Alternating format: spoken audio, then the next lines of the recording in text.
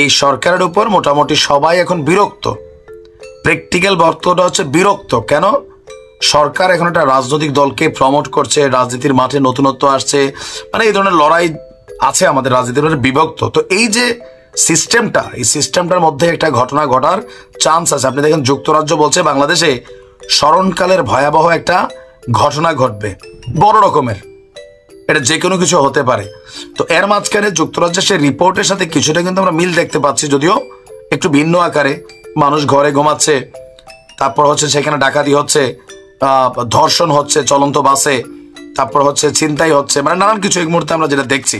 শেখ হাসিনা একটা master plan করেছেন, দাবিকার উপদেষ্টা আসিফের, যে বাংলাদেশের পরিস্থিতি খারাপ করতে হবে। কেন? যেন সরকার স্টেবল করতে না পারে। তো সরকারের বিপরীতে কি শুধুমাত্র আওয়ামী লীগই চিন্তা করতেছে নাকি আর অন্য কেউ চিন্তা করতেছে? উপদেষ্টা নাহিদের বক্তব্য, তাদের কাছে গোয়েন্দা তথ্য আছে। এখন স্বাভাবিক, সরকারে যেহেতু তারা আছে, ডিজিএফআই, এনএসআই, গোয়েন্দা যা আছে সবকিছু তাদের কাছে আছে। তো তথ্য হচ্ছে যে শেখ হাসিনা নাকি একটা বিশেষ বার্তা দিয়েছে আওয়ামী লীগের নেতাকর্মীদের, যে তোমরা সবাই মিলে দেশের অবস্থা খারাপ করো, যেন মানুষ বলে আগেই তো ভালো ছিলাম। কেউ কেউ কিন্তু এটা বলা শুরু করছে, আগেই তো ভালো ছিলাম। ডক্টর ইউনূসের সরকার সেনাবাহিনীকে ব্যবহার করেও আইন শৃঙ্খলা পরিস্থিতি নিয়ন্ত্রণের ভিতরে রাখতে পারে নাই। তো সরকারের বক্তব্য, কেন রাখতে পারে নাই? কারণ আওয়ামী লীগ পেছন থেকে খেলছে। তো আওয়ামী লীগ যদি খেলে, এই যে আপনারা অপারেশন ডেভিল হান্ট চালাইয়া যাদেরকে ধরলেন, আমি আমার এলাকার দু একজনের কথা বলি, খুবই ভালো ভদ্র মানুষ, আওয়ামী লীগ করছে, তাদেরকেও ধরলেন। তার মানে যত ডেভিল আছে সবই ধরে ফেলছেন। বাহিরে কারা? 5ই আগস্টের পর যারা জেল মানে ভাইঙ্গা পলাইলো, লক্ষ লক্ষ অস্ত্র, হাজার হাজার অস্ত্র লুট হয়ে গেল, উদ্ধার করছেন। দাগি দাগি আসামিরা জামিনে বের হচ্ছে, একটা হিরিক লেগে গেছে। আওয়ামী লীগ সরকারের আমলে যারা এরকম অপরাধে বিভিন্ন কারণে গ্রেপ্তার হয়েছে, তারা প্রকাশ্যে ঘুরছে। এক পুলিশ বলছে, ভাই এক চান্দাবাজ রে আমি এক সপ্তাহে 3 বার গ্রেপ্তার করছি, তারপরে সে জামিন পাচ্ছে কিভাবে? এগুলো একটু মনিটরিং করতে হবে। দেখেন, অপরাধী যেই দলেরই হোক, ও বিএনপি আসবে, বিএনপির লোকের ছেড়া দিতে হবে, জামাতের লোকের ছেড়া দিতে হবে। আবার কখনো আওয়ামী লীগ আসবে, পানির মতন, যে আছে না যে সগিরাগুলো নাকি পানির মতন ঝইরা যায়। তো আমরা দেখছি সরকার পরিবর্তন হইলে ডক্টর ইউনূসের মামলাও পানির মতন ঝইরা গেল, ওনার ট্যাক্সের টাকাও পানির মতন মাফ হয়ে গেল, ছাত্র উপদেষ্টার অনেক কিছু পানির মতন হয়ে গেল। মানে এই বিষয়গুলোও কিন্তু মানুষ কনসার্ন করে। আজীবন তো আপনিও ক্ষমতায় থাকবেন না, জবাবদিহি করতে হবে না? আপনার তো জবাবদিহিতা আছে নাকি? তো বক্তব্য হচ্ছে কি, যা ঘটে এখন আওয়ামী লীগের উপর দিয়ে যাচ্ছে। গতকালকে বেশ কিছু ঘটনা ঘটেছে, এর মধ্যে একটা হচ্ছে যাত্রাবাড়িতে সম্ভবত ছিনতাইকারী সন্দেহে 2 জনকে উল্টা ঝুলাই দিছে, আবার আরেক জায়গায় একজনের পাটা কাইটা নিয়ে চলে গেছে। কারণ বাংলাদেশের মানুষ এই মুহূর্তে খুবই বিরক্ত, তিক্ত। এক শ্রেণী হচ্ছে যারা ছিনতাই, ডাকাতি, মব, অনেক ধরনের ঘটনা করছে হুট করে। আপনি দেখেন লাস্ট 72 আওয়ার্স বাংলাদেশ মনে হচ্ছে আমরা চিনি না। এই যে হঠাৎ করে পরিস্থিতি খারাপ হয়ে গেল, এর পেছনে আসলে কারা? স্বরাষ্ট্র উপদেষ্টার একটা কমন বক্তব্য আছে, এটা যাই ঘটে আওয়ামী লীগ, যুবলীগ, ছাত্রলীগের উপর দায়ভার দিয়ে দিচ্ছে। বাট এর বাহিরে আর কেউ নাই। অতিরঞ্জিত কোনো কিছুই ভালো না বাবা। দেশে আইন আছে, ডিপার্টমেন্ট আছে, মন্ত্রণালয় আছে, দুদক আছে। এখন তো সরকার তোমাদেরই। সরকারে তোমরা আসো দেখা যে কোনো জায়গায় গিয়ে যে বাম হাত গলাবা, নাক ঢুকাবা, নিজেদেরকে মালিক মনে করবা, তোমরা সিস্টেমকে মবের মধ্যে নিয়ে গেছো। আজকে নিজেরাই সেই মবের মধ্যে কিন্তু পইরা অল্পের জন্য বাইচা আসছো। বর্তমান প্রেক্ষাপটে যে কোনো জায়গায় যে কোনো মুহূর্তে একটা দুর্ঘটনা ঘটতে পারে। সুতরাং অতিরঞ্জিত, সর্দারি বানা, এগুলা বন্ধ করো। এগুলো বাংলাদেশের মানুষ এখন পছন্দ করে না। সমন্বয়ক নামটারে তোমরা একটা প্যারা বানাই ফেলছো সাধারণ মানুষের কাছে। তোমার কাজ পড়ালেখা করা, স্কুল কলেজে যাও, কোন ডিপার্টমেন্টে দুর্নীতি চলে ওই ডিপার্টমেন্টের মধ্যে তোমাদের লোক থাকলে জানাও। কারণ একটা মিসম্যানেজমেন্ট তৈরি হচ্ছে বাংলাদেশে। কথা বলছি, গতকালকে রাজশাহীর বারিন্দ মেডিকেল কলেজে গিয়ে শিক্ষার্থীদের তোপের মুখে পড়েছে বৈষম্য বিরোধী ছাত্র আন্দোলনের 4 সমন্বয়ক। মানে শিক্ষার্থীরা যে পরিমাণ ধোলাই দিতে নিছিল, এদেরকে ধৈরা ভাব লইতে গেছিল আর কি। ঘটনা দেখেন, কেন চাঁদাবাজ আখ্যা দিয়ে কলেজটিকে অবরুদ্ধ করে রাখে শিক্ষার্থীরা। 4 সমন্বয়কের চাঁদাবাজ বইলা পরে পুলিশের বিশেষ টিম, র্যাব মানে সেনাবাহিনী গিয়ে এদেরকে উদ্ধার করা লাগছে।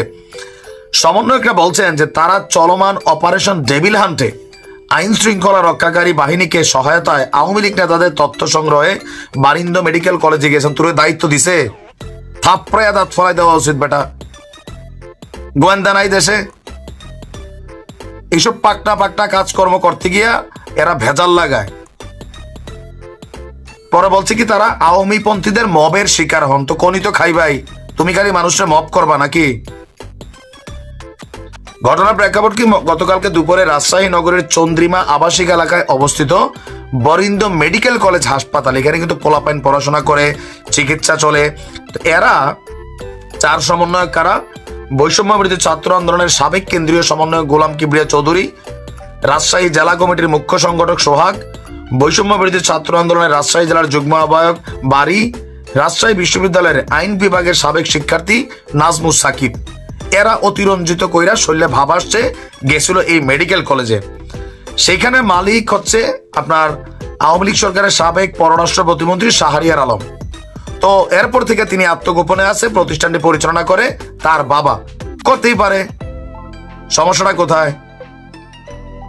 বারিন্দা মেডিকেল কলেজের অধ্যক্ষ বলছেন সোমবার তারা এসে অফিসের সচিবের সঙ্গে দেখা করেছিল। তাদের দাবি জানতে আজ তাদের সঙ্গে ওনার বসার কথা ছিল, কিন্তু গতকালকে তারা এসে সরাসরি এমডির কক্ষে ঢুকে যায়। সেখানে গিয়ে বিভিন্ন রকম ধমক টমক দেয়। সবার নিরাপত্তার স্বার্থে পুলিশে খবর দেওয়া হয়।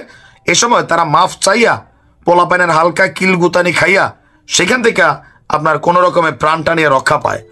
এখন ছাত্ররা যারা বলছে, ওইখানে যারা ছাত্র আছে তাদের বক্তব্য যে আমাদের এখানে সমন্বয়করা আইসা আমাদের কলেজের মধ্যে এই ধরনের অস্থির পরিস্থিতি করা, এমডির সাথে খারাপ ব্যবহার করা, কলেজ বন্ধ করে দিবে, এই ধরনের হুমকি দামকি দেওয়া, এইগুলা আমরা যারা আছি, আমরাও তো এখানে বৈষম্য বিরোধী আন্দোলনের শিক্ষার্থীরা আছি, জুলাই আগস্টে আমাদেরও ভূমিকা ছিল, কিন্তু এখানে এসে গায়ের জোর দেখানো এইটা আমরা অ্যালাউ করি নাই। তারা চান্দাবাজ ছিল, আমরা এই জন্য পিটাইছি।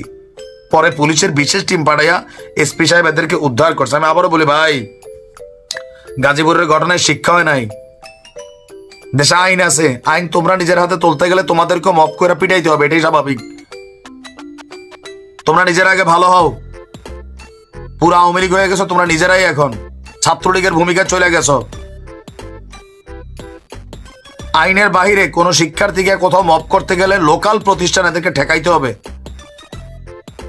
দেশে আইনটারে কোনোভাবে এস্টাবলিশ করা যাচ্ছে না, এদের একটা পুরা ছাত্রলীগ যুবলীগকে পিছিয়ে ফেলে দিচ্ছে অনেকে গিয়া গিয়া, প্রতিষ্ঠানগুলো বন্ধ হয়ে যাচ্ছে। যদি আপনার কাছে মনে হয় কোথাও অপরাধে আত্মগোপনে আছে, আপনি পুলিশে ফোন দেন, সহযোগিতা করেন, তথ্য দেন। আপনারা কি এখানে লাইসেন্স দেয় নাই? শেখ হাসিনা সরকারের পতনে বিএনপির যে সকল নেতাদের মধ্যে সবচেয়ে বেশি রাতারাতি ভাগ্য বদলে গেছে, এর মধ্যে ওয়ান অ্যান্ড অনলি আলোচিত হচ্ছেন সাবেক স্বরাষ্ট্রমন্ত্রী লুৎফুজ্জামান বাবর। মৃত্যুদণ্ডপ্রাপ্ত আসামি থেকে এখন তিনি প্রকাশ্যে ঘুরছেন, রাজনীতির মাঠে তিনি নেমেছেন। আর মাঠে নেমেই এই মুহূর্তে বিএনপির জন্য সবচেয়ে বড় প্রতিপক্ষ হিসেবে চিহ্নিত হচ্ছে বর্তমান সরকার। ইভেন সরকারের পৃষ্ঠপোষকতায় যে রাজনৈতিক দল আসছে তারা মাঠে নেমে প্রথম দিনই লুৎফুজ্জামান বাবর যেই বক্তব্য দিয়েছেন, বোঝা যাচ্ছে যে 16-17 বছরেও তার ওই যে উই আর লুকিং ফর শত্রুস, ওই স্পিড বা এনার্জিটা কোন অংশে কমে নাই। গতকালকে সরকারকে কঠোর হুঁশিয়ারি দিয়েছেন, বুঝলে বুঝ, না বুঝলে তেজপাতা।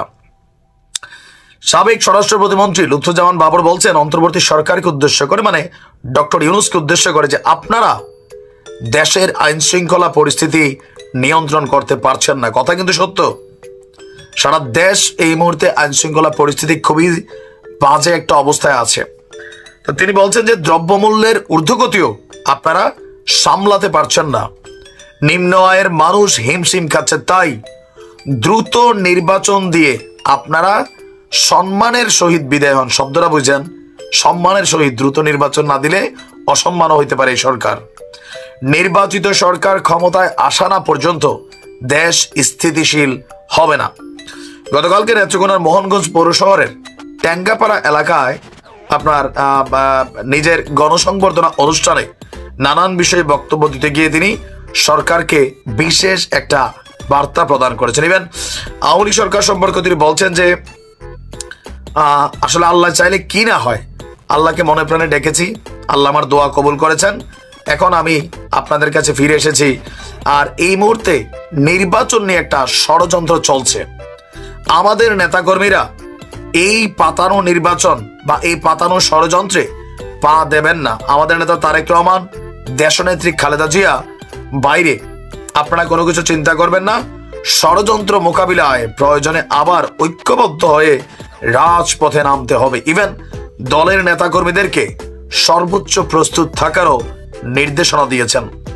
বলছেন কারাগারের থাকাকালে আওয়ামী লীগ সরকার আমাকে দিয়ে খালেদা জিয়ার বিরুদ্ধে মিথ্যা সাক্ষী দিতে চেয়েছিল, কিন্তু পারেনি। তো ইভেন সংখ্যালঘুদের উদ্দেশ্য নানান বক্তব্য দিয়েছেন। তো মাঠের রাজনীতিতে এই মুহূর্তে বিএনপি এবং ছাত্রদের নতুন দলকে কেন্দ্র করে, জামাত ইসলামকে কেন্দ্র করে মাঠের রাজনীতি অতিরিক্ত উত্তপ্ত। কিন্তু এখন আমরা দেখছি নির্বাচন আসে না, এখনো নির্বাচন হবে না কি হবে না, স্থানীয় সরকার নাকি জাতীয় সংসদ, একের পর এক বিএনপি নেতারা জ্বালাময়ী বক্তব্য দিচ্ছেন। অপরদিকে সরকারে থাকা যে উপদেষ্টারা আছেন, নাহিদ, আসিফ বা মাহফুজরা, তারাও কিন্তু পাল্টা বক্তব্য দিচ্ছেন। আবার আমাদের আরো উপদেষ্টারা গরম গরম বক্তব্য দিচ্ছেন। রাজনীতির মাঠে এই মুহূর্তে একটা উত্তাল ঝড় বইছে। অপরদিকে সেনাপ্রধান বলছেন যে পরে আমারে কিন্তু দোষ দিতে পারবেন না, ঘটনা অনেক কিছু ঘটে যেতে পারে। তো কি মনে হয় যে বাবর সাহেব যে ফিরে আসছে রাজনীতির মাঠে, আবার কি আগের মতো সফল হবেন? সেই ইয়াং জেনারেশনের শক্তিটা ছিল, সেটাকে আবারও তিনি ফিরে পাবেন? আসলে এই মুহূর্তে দেশে কি ঘটবে, কি ঘটতে যাচ্ছে, জনমনের মধ্যে নানান জল্পনা কল্পনা আছে। তবে বিএনপির মধ্যে ভয় ঢুকে গেছে।